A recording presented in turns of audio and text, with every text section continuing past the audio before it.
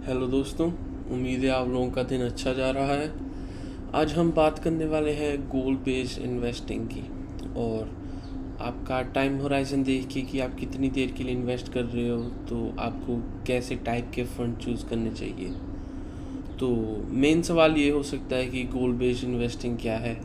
गोल based investing एक तरीका है जिसमें आप अपना टाइम फ्रेम देखते हो कि आप कितने समय के लिए इन्वेस्टमेंट कर रहे हो, उस हिसाब से अपना पोर्टफोलियो डिज़ाइन करते हो जिसमें आपको रिस्क मिनिमाइज़ हो और आपकी रिटर्न्स मैक्सिमाइज़ हो।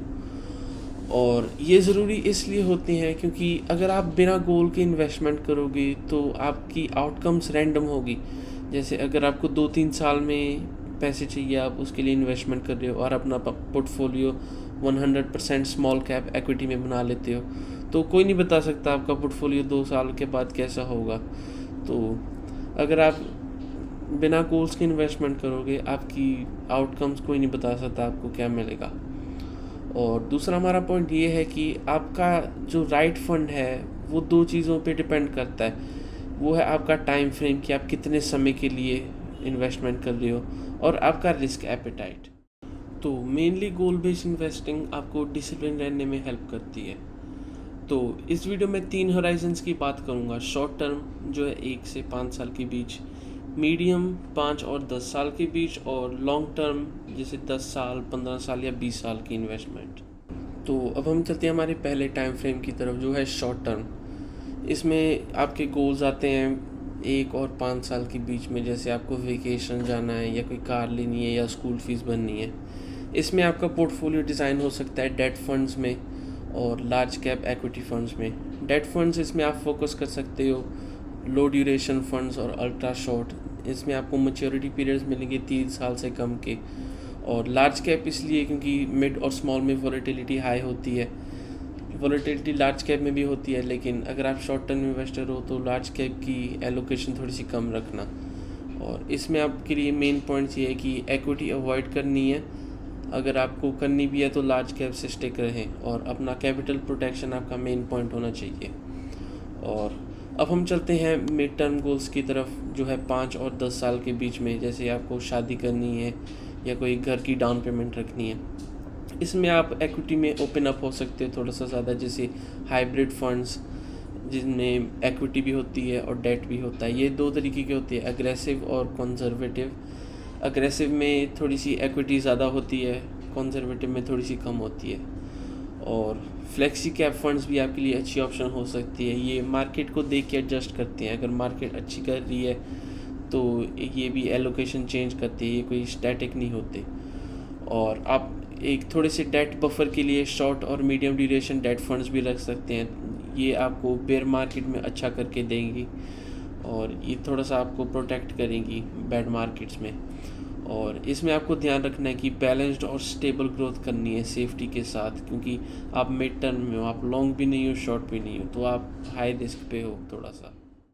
तो अब हम चलते हैं लॉन्ग टर्म गोल्स पे, जैसे रिटायरमेंट हो गया, या आपकी चिल्ड्रन की एजुकेशन हो गई, या आपको वेल्थ क्रिएट करनी है।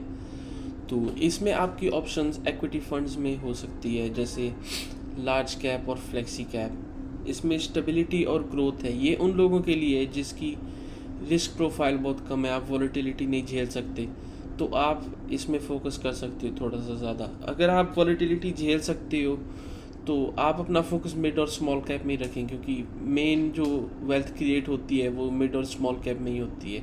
इसमें हाई रिस्क ज़रूर होते हैं, लेकिन आप 15-20 साल के लिए कोई इन्वेस्टमेंट कर रहे हो तो आपको ये शॉर्ट टर्म वॉलेटिलिटी से डरने की ज़रूरत नहीं है। और लॉन्ग टर्म में आपके पास एक डेट फंड का बफर भी होना चाहिए।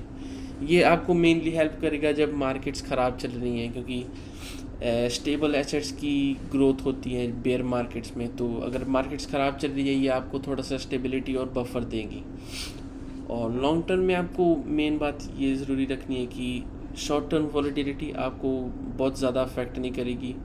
इन द लॉन्ग टर्म जब मार्केट रिकवरी करती है तो और भी अच्छा परफॉर्म करती है। तो अब हम चलते हैं मेन इस वीडियो से आपको क्या सीखना चाहिए।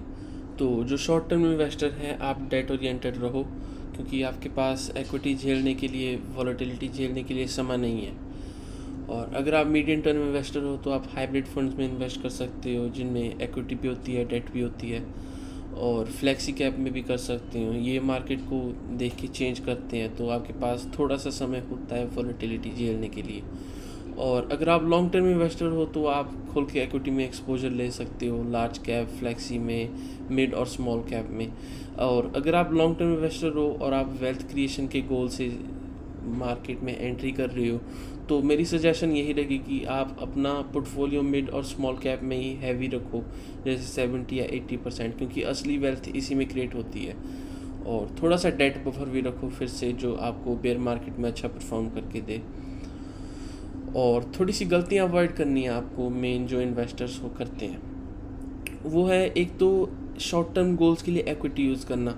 इक्विटी ऑलरेडी काफ़ी बार हमने बोल दिया है कि एक वॉलेटाइल एसेट होता है, तो अगर आप शॉर्ट टर्म इन्वेस्टर हो तो इक्विटी को थोड़ा सा इग्नोर कर दो, और अपनी रिस्क प्रोफाइल को भी इग्नोर मत करो। अगर आप वॉलेटिलिटी नहीं झेल सकते तो लॉस करने से अच्छा है कि आप थोड़ा सा अपना लार्ज कैप और इंडेक्स फंड्स पे फोकस कर सकते हो, और अपने फंड्स को ओवर डाइवर्सिफाई भी नहीं करना।